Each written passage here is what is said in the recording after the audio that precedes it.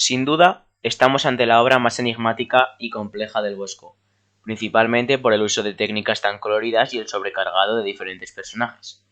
Para muchos historiadores del arte, el tema general de esta obra es el destino de la humanidad. Pero antes de centrarnos en el análisis de la obra, debemos centrarnos en el periodo del que corresponde y quién fue su autor. Nos encontramos en el siglo XVI, etapa de la pintura flamenca, que comenzó con la influencia del arte italiano. Un arte muy característico, ya que en él se desarrolló la pintura sobre tabla. Hablando de las características de esta etapa, podemos hablar de 5 características principales.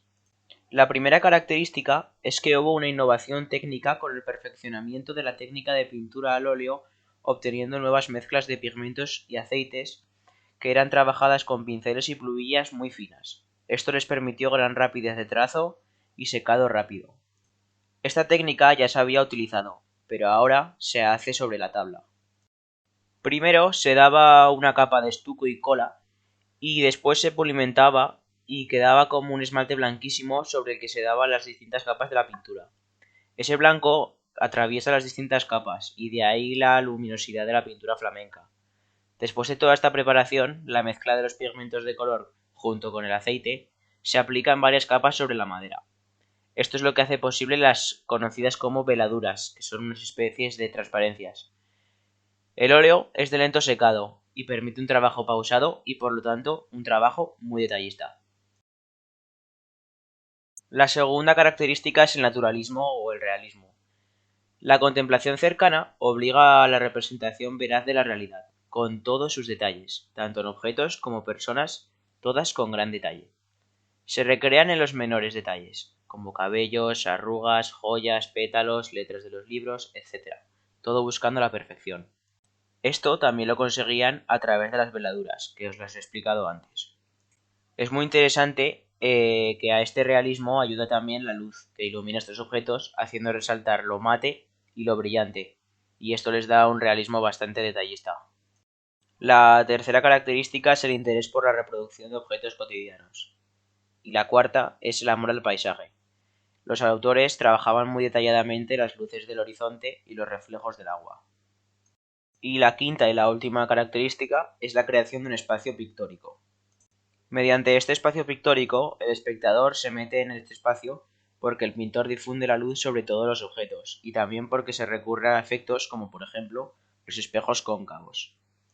Y estos lo consiguen mediante la desigual difusión de la luz, la cual cambia los colores según la lejanía. Y otro rasgo importante de esta etapa es que los flamencos vuelven a recuperar la corporeidad y el volumen de sus figuras. Eso sí, las figuras aparecieron inmóviles, sólidas y con los pliegues de los ropajes quebrados en ángulos. El Jardín de las Delicias es una obra creada por el Bosco, pero ¿quién es este pintor? Jerónimos Bosch, conocido como el Bosco, nació en 1450, siendo uno de los pintores holandeses más influidos por la pintura flamenca. Utilizó formas fantásticas que creaban un mundo extraño y satírico, reflejando siempre en sus obras los problemas de la crisis de la Edad Media, como por ejemplo las torturas en las plazas públicas.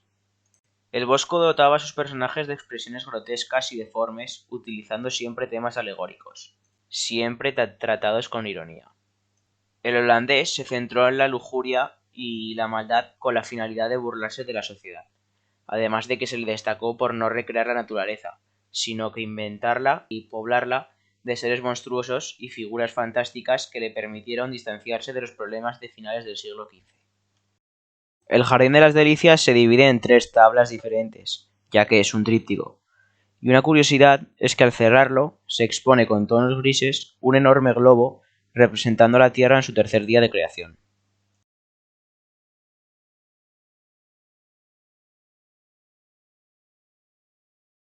En la primera tabla, la tabla de la izquierda, podemos observar principalmente un hombre vestido de rosa, el cual está simbolizando a Dios.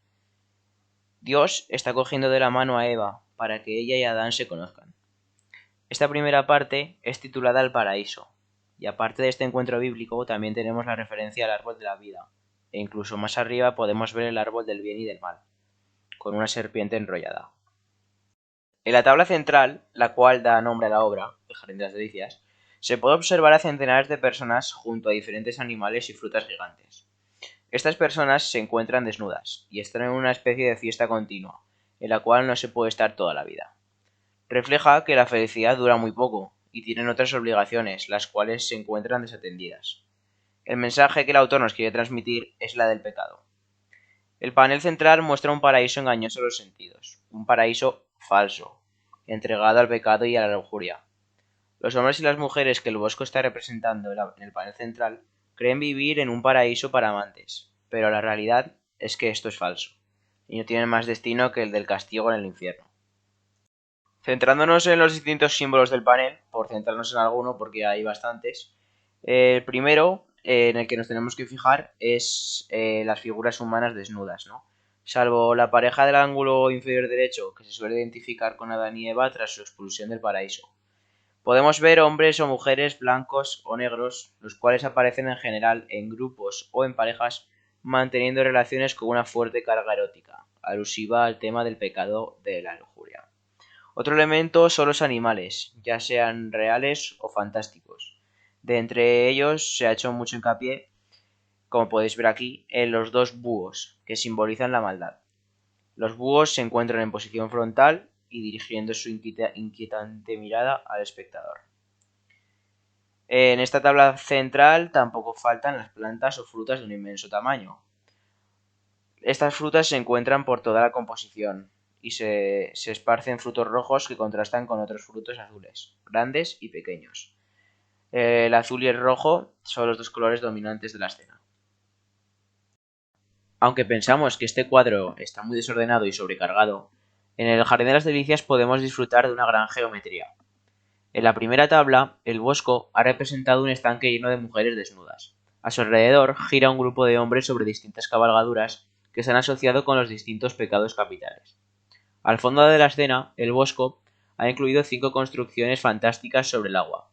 La central, similar a la fuente de los 4 ríos del panel del paraíso, aunque está levemente resquebrajada para simbolizar su fragilidad.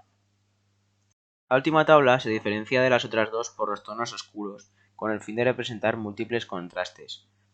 Mientras que en la parte superior hay un incendio, en el centro podemos ver a unos esquiadores junto a muchos hombres siendo devorados por monstruos y siendo torturados por instrumentos musicales al haber escuchado música profana. Tan solo hay un personaje que nos mira fijamente, se encuentra en el centro, y es un hombre árbol blanco, el cual representa al demonio, y por lo tanto podemos llegar a la conclusión que esta tabla habla sobre el infierno, más conocida como el infierno musical. Si el panel central dominaba la lujuria, este último panel se castiga todo el pecado capital. A los glotones, concretamente, hacen alusión a la gula. Alude la escena de taberna situada en el interior del hombre árbol, donde los personajes desnudos, sentados en la mesa, están esperando a que los demonios les sirvan sapos y otros animales inmundos, al igual que el suplicio de la agua helada se destina a los envidiosos. Tampoco faltan castigos para los vicios censurados por la sociedad de la época, como por ejemplo el juego, o para algunas clases sociales, como el clero, que era tan desprestigiado en esa época. Según se constata en el cerdo con toca de monja que abraza a un hombre desnudo en el ángulo inferior derecho de la tabla.